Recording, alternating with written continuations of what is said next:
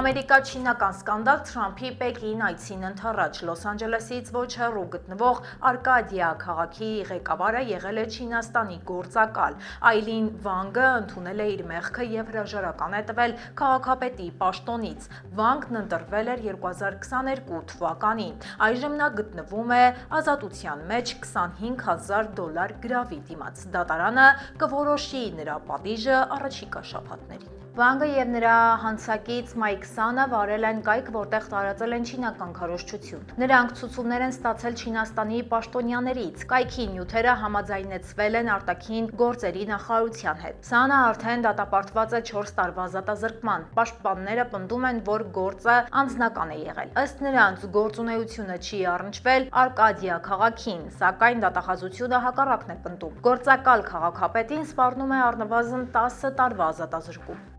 Արկադիան գտնվում է Լոս Անջելեսից 13 մղոն հեռավորության վրա, այն հայտնի է իր ասիական համայնքներով։ Քաղաքային խորհուրդը առաջիկայում կընտրի նոր քաղաքապետ։ Այժմ այն մասին, թե ինչ ենք պատմելու վայրկյաններ անց։ Կալիֆոռնիայի 4 բնակիչ ևս հնարավոր է վարակված լինեն մահացու հանտավիրուսով։ Իրան-ԱՄՆ դիմակայություն, պայթյունից 5 պակաս, կողմերը խաղաղությունից են խոսում։ Արդյոք Թրամփը կհանի բենզինի հարկը, թեման մնում է թեժ։ Սննդի օգնության ծրագիրը կրճատվեց, թերսնումը սպառնում է տասնյակ հազարավոր ամերիկացիների։ Ռինգ Սպիտակ տանը անվճար հայտարարված տոմսերի համար աստղաբաշխական գումարներ են վճարում։ Իսկ թողարկման երկրորդ հատվածում սպասեք երկրորդ աշխարհամարտին մասնակցած ամերիկահայերի մասին մանրամասներին։ Բարև ձեզ, ես Լենա Կարապետյանն եմ, դուք միացել եք Glendale News-ին, եթե ուզում եք աջակցել մեզ, բաժանորդագրվեք մեր ալիքին և իհարկե անպայման լայքեք տեսանյութը, իսկ հիմա անցնենք այսօրվա թեմաներին։ Հանտավիրուսով վարակված Հոնդիուս ոսանավի 17 ամերիկացի ուղևորները վերադարձել են հայրենիք։ Ուղևորներից երկուսը գտնվում են հատուկ մեկուսարաններում, մեկը Օմահայում, մյուսը Ատլանտայում։ Կալիֆոռնիայի 4 բնակիչ ևս հնարավոր է վարակված լինեն մահացու հանտավիրուսով։ 3 ուղևոր գտնվում է բժիշկների հսկողության ներքո, 4-րդ անձը վարակվել է ինքնաթիռում։ Հիվանդներին հրահանգված է մնալ տանը և սահմանափակել շփումները։ Հանտավիրուսը հազվադեպ է փոխանցվում մարդկանց միջև։ Անդիա շտամը տարբերվում է Կալիֆոռնիայի տեղական վիրուսից։ Տեղական շտամը մարդկանց միջև չի փոխանցվում։ Վարակը հիմնականում տարածում են վայրի կրծողները։ Կորոնավիրուսի համեմատ այս դեպքը շատ ավելի վերահսկելի է։ Գիտնականները տարիներ շարունակ ուսումնասիրել են այս վիրուսը, սակայն դրա դեմ դեղ կամ պատվաստանյութ դեռ չկա։ Բժիշկները կիրառում են ինտենսիվ խնամքի մեթոդներ։ Կալիֆոռնիայի լաբորատորիաները ունեն անհրաժեշտ սարքավորումները, նրանք կարող են իրականացնել ճշգրիտ ախտորոշում, մասնագետները տեխնիկական օգնություն են ցուցաբերում նաև այլ նահանգներին։ Հիվանդության վաղ ախտանիշները նման են գրիպի, այն արագ կարող է դառնալ շնչառական ծանր խնդիր։ Մահացության ցուցանիշը կազմում է մոտ 30-ից 40, երբեմն անգամ 50%։ Իրանի հետ հրադադարը կարող է ամեն վայրկյան պայթել, Թրամփը մերժել է Թեհրանի առաջարկը։ Նա այն անվանել է աղբ, կողմերի միջև լարվածությունը կրկին սրվել է, նավթի գինը հասել է $104։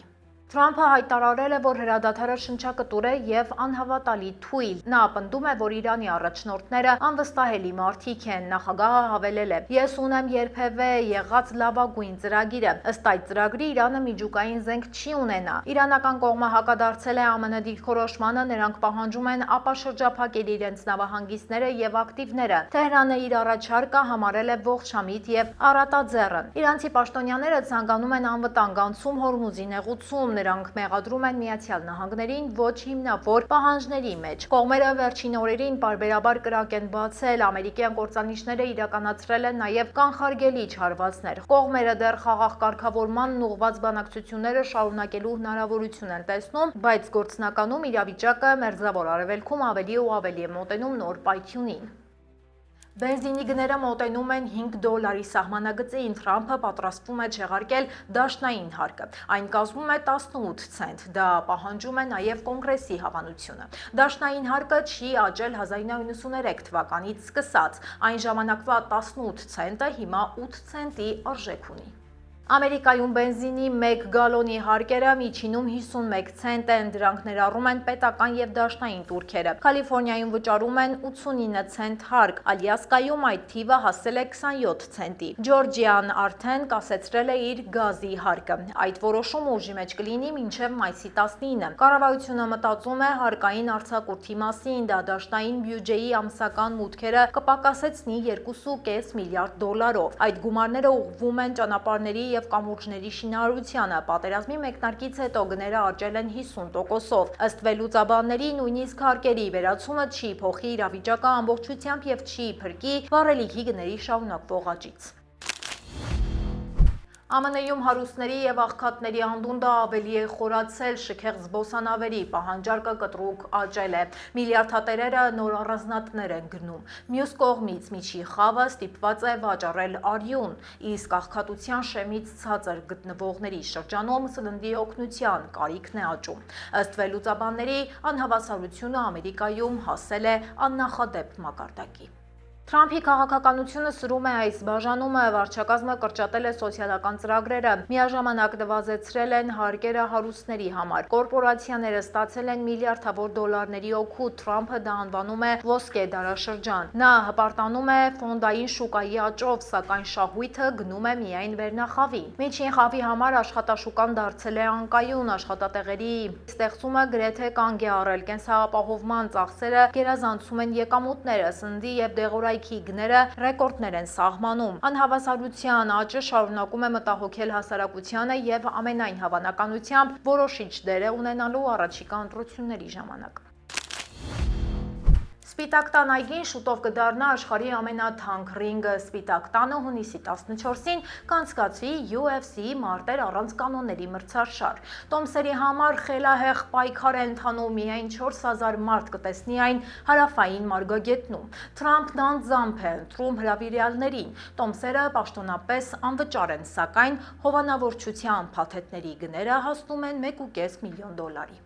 Այս միջոցառումը նվիրված է Թրամփի 80-ամյակին, կառուցվում է հսկայական ռինգ և 90 մետրանոց կամար։ UFC ղեկավարը դժգոհում է, նա ստացել է տոմսերի շատ քիչ քանակ։ Սպիտակ տան պաշտոնյաները ստանում են հազարավոր խնդրանքներ։ Միջոցառումը նաև դրամահավաքի միջոց է դարձել։ Խոշոր նվիրատուները տոմսեր են ստանում հովանավորության դիմաց։ Քննադատները սահամարում են կոռուպցիոն ռիսկ, նրանք հիշեցնում են նախկին սկանդալները։ Շարքային քաղաքացիների համար մուտքը փաստացի փակ է, նրանք մարտերը դիտեն հսկայական էկրաններից։ Թրամփն այս մարտերը անվանում է երկրի պատիվ և պատրաստվում է մրցաշարը վերածել իսկական շոուի։ ԱՄՆ-ի և Չինաստանի իրավապահները ձերբակալել են 5 կասկածյալի, նրանք զբաղվել են թմրամիջոցների ապօրինի շրջանառությամբ։ Գործողությունները տեղի են ունեցել երկու երկրներում։ Ձերբակալվել են 3 ամերիկացի և 2 չինացի, իրավապահները առգրավել են տարբեր տեսակի թմրանյութեր։ Թմրանյութերի դեմ պայքարի գործակալությունը և չինական ոստիկանությունը համատեղ են աշխատել։ Գործողությունները տարածվել են Ֆլորիդայում և Թեքսասում և հարևան նահանգներում։ Չինաստանում դրանք ընդգրկել են Յաոնին և Գուանդու նահանգները։ ԱՄՆ-ի արդարադատության նախարարությունը ներկայացրել է մեղադրանքներ։ Գործը վերաբերում է սինթետիկ օփիոիդների անօրինական ներկրմանը։ Չինական հեռուստաընկերությունը հաստատել է համատեղ գործողության մասին տեղեկությունը։ Սա կարևոր մեսիջ է Թրամփի այցի նախաշեմին։ Թրամփը և Սի Ցզինփինը թմրանյութերի հոսքի դեմ պայքարի հարցը քննարկելու են Պեկինում։ Գագաթնաժողովի օրակարգում կլինեն նաև Իրանի և Ուկրաինայի հետ կապված հարցեր։ Թրամփի պետական այցը նախատեսված է չորեքշաբթիից ուրբաթ։ Թրամփի դեմ մահափորձ կատարելու մեջ մեղադրվող Քոուլ Թոմաս Ալենը կանգնել է դատարանի առաջ։ Նա իր մեղքը չի ընդունում։ Պաշտպանական կողմը պնդում է, որ Ալենը անմեղ է և պահանջել է փոխել դատախազներին։ Հետաքննությունը դեռ շարունակվում է, նշեմ նաև, որ Ալենը մեղադրվում է 4 տարբեր կետերով։ Դրանց մեջ է նաև գործակալի վիրավորումը։ Հիշեցնեմ, որ հարձակումը տեղի ունեցել ապրիլի 25-ին Սպիտակ տանը հավատարմագրված լրագրողների ընթրիքի ժամանակ 31-ամյա Ալենը զինված է եղել ատրճանակներով և դանակներով։ Ալենը մասնագիտությամբ ուսուցիչ էր Կալիֆոռնիայից, նրան սպառնում է երկարաժամկետ ազատազրկում։ Դատարանը կշարունակի լսումները հունիսի 29-ին։ Գերագույն դատարանը երկարաձգել է հղիությունը դադարեցնող հաբերի հասանելիությունը, կանայք դեռ կարող են ստանալ այդ հաբերը։ Նշեմ նաև, որ դատարանը քննարկում է դրա վաճառքի սահմանափակումը, ավելի քան 10 նահանգներ արդեն արգելել են աբորտները։ Այս հարցը մնում է ամերիկյան հասարակության ամենաթեժ վեճերից մեկը։ Հայցը ներկայացրել է Լուիզիանա նահանգը, նրանք պահանջել են չեղարկել սննդամթերքի եւ դեղորայքի վարչության կանոնները։ Իշխանությունները կասկածի տակ են դնում դեղի անվտանգությունը, սակայն գիտնականները տարիներ շարունակ այն անվտանգ են համարել։ Այս դեղամիջոցով է կատարվում ԱՄՆ աբորտների 2/3-ը։ Այս թեման ԱՄՆ-ում խիստ գայուն է, այն հաճախ քննարկվում է կանանց իրավունքների համար պայքարի շրջանակում։ Ամերիկացիների կեսը առողջապահական խորհուրդներ է փնտրում սոցիալական ցանցերում, բայց ոչ բոլոր խորհրդատուներն են մասնագետներ։ Իրականում նրանց միայն 40%-ն ունի մասնագիտական կրթություն եւ դա լավագույն դեպքում։ Մնացածը գործարարներ են կամ պարզապես փորձառու ծնողներ։ Փորձագետները խորհուրդ են տալիս պահպանել զգուշավորություն։ Պետք է պարտադիր ճշտել ու ստուգել ինֆորմացիան, մինչև այն գործածելը։ Փորձագետները զգուշացնում են ցնցող վերնագրերը պետք է կասկած առաջացնեն։ Մասնագետները կոչ են անում կուրորեն չհավատալ անգամ օնլայն խորհրդատուների կրթական վկայականներին։ Իսկ եթե խորհուրդը վերածվում է ախտորոշման կամ լուրջ առողջական խնդրի, կասկած է առաջացրել, ապա պարտադիր պետք է դիմել բժշկի հետագա բարդություններից խուսափելու համար։ Կալիֆոռնիայի ափերի մոտ Սանտա Բարբարայից ոչ հեռու բնական գազի պլատֆորմ է հրդեհվել, ավելի քան 20 աշխատող հաջողությամբ փրկվել է։ Փրկարարները կրակը մարել են մի քանի ժամում, 2 աշխատող ստացել է թեթև մարմնական վնասվածք։ Հարթակը կառուցվել է 1981 թվականին։ Այս հարթակը նախկինում արտադրել է միայն բնական գազ եւ այլևս գործող չէր, աշխատողները կատարել են ապամոնտաժման աշխատանքներ։ Այդ ընթացքում էլ սկսվել է հրդեհը, իրավապահները ուսումնասիրում են հրդեհի պատճառները։ Այժմ եկեք տեղափոխվենք մեր Facebook-յան էջ, որտեղ ամեն օր հրապարակում ենք վերջին թարմնորությունները։ Glendale Pacific պողոտայի հայտնի ռեստորանը շուտով կփակվի։ 57 տարվա պատմություն ունեցող վայրը կքանդեն։ Տեղում կկառուցեն երկհարկանի ավտոլվացման կայան։ Այս նախագիծը հաստատվել է մարտի 27-ին։ Կայանը կունենա 29 ավտոկանգար եւ լվացման թունել։ Ամբողջ ռեստորանի ցանցից մնացել է միայն մեկ մասնաճյուղ Long Beach-ում։ Glendale-ի բնակիչները սոցցանցերում արտահայտել են իրենց վրդովմունքը։ Նախապես ռեստորանը պետք է փակվեր մայրության օրը, սակայն այժմ այն կմնա բաց եւս 2 ամիս։ Քանդման աշխատանքների ժամկետները դեռ հայտնի չեն։ Լեգենդար Ակապուլկո ռեստորանի փակումը նշանավորում է Գլենդերի համար մի ամբողջ դարաշրջանի խորհրդանշական ավարտ։ Քաղաքի պատմական դիմագիծը անճանաչելի կերպով փոխվում է։ Facebook-ը խարդախներին թույլ է տալիս թալանել տարեցներին, պնդում են փորձագետները։ Խարդախները օգտագործում են հայտնիների կեղծ պատկերներ, նրանք խոստանում են անվճար գումար կամ սնունդ, իսկ իրականում գողանում են օգտատերերի անձնական տվյալները։ Տարեցները հավատում են այս կեղծ խոստումներին, Մետա ընկերությունը չի կարողանում կանխել այս ամենը։ Ուսումնասիրողները գտել են լուրջ խախտումներ Մետայի հարթակում։ Ընկերությունը հաճախ թողնում է, որ կեղծ գովազդները աշխատեն, նույնիսկ բողոքներից հետո նրանք շարունակում են հասանելի լինել։ Մետայի ներկայացուցիչը պնդում է, որ իրենք հեռացրել են միլիոնավոր գովազդներ, սակայն փորձագետները պնդում են, որ դա բավարար չէ։ Մետան հայտնվել է դատական հայցերի թիրախում, գործերը շարունակվում են Կալիֆոռնիայի տարբեր ատյաններում։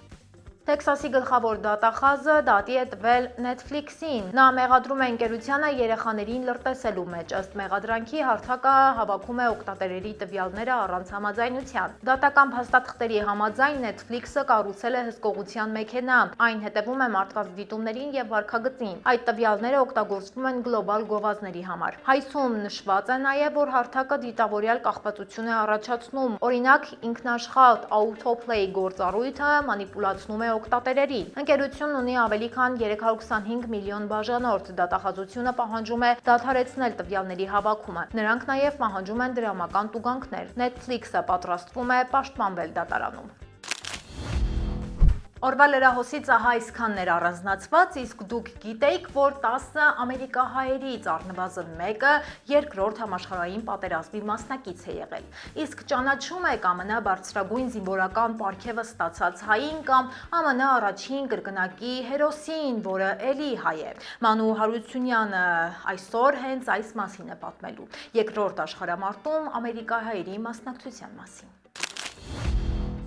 Բարև ձեզ։ Ըստ տարբեր գնահատականների ԱՄՆ բանակում ծառայել է Ամերիկայում բնակվող 200,000 հայերից մոտ 20,000-ը։ Նրանց թվում կային տասնյակ բարձրաստիճան սպաներ, գնդապետներ եւ գեներալներ։ Այս թվերը մոտավոր են, քանի որ էթնիկ հաշվառումը պաշտոնապես չի իրականացվել։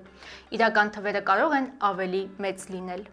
Պատերազմի տարիներին ամերիկահայերը ծառայել են ԱՄՆ զինված ուժերի գրեթե բոլոր ճյուղերում, ցամաքային բանակից մինչև ռազմածովային եւ օդային ուժեր։ Շատերը մասնակցել են եվրոպական եւ խաղաղօվկիանոսյան ռազմաճակատներին։ Արծաթե աստղ պատվավոր մեդալին արժանացել են 52 հայորդի, ավիացիոն թռիչքների ու եզակի խիզախության համար ավիացիոն խաչ պատվավոր մեդալի են արժանացել 44 հայորդի։ ԱՄՆ-ում կրկնակի հերոսի կոչման առաջինը հենց հայ է արժանացել Վարդան Աղաբաբյանը։ Նա մասնակցել է 2 աշխարհամարտերին ու 14 անգամ վիրավորվել։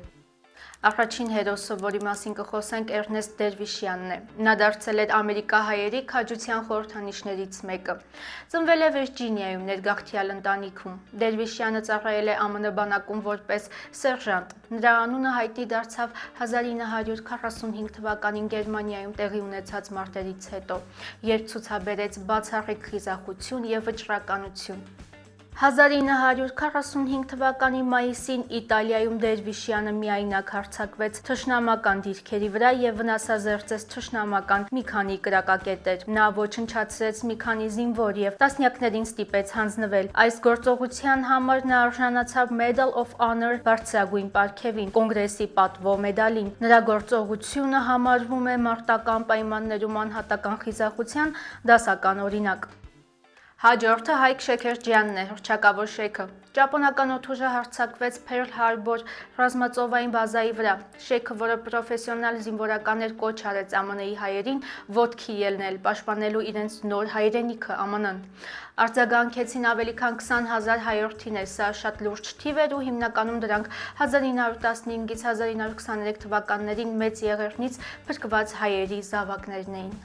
Շեքերջյանի ծառայության մասին հիմնական տեղեկությունները գալիս են համայնքային արխիվներից եւ վետերանների պատմություններից։ 1923 թվականին նա ծառայության է անցել ԱՄՆ քիմիական զորքերում եւ ծառայել մոտ 40 տարի։ Հայկ Շեքերջյանն առաջին ամերիկահայն էր, ով զորավարական բարձր գեներալական աստիճան ստացավ ԱՄՆ-ի բանակում։ 1942-ին բրիգադի գեներալ զորավարական կոչումը Շեքին շնորհեց անձամբ ԱՄՆ նախագահ Ռուզվելտը։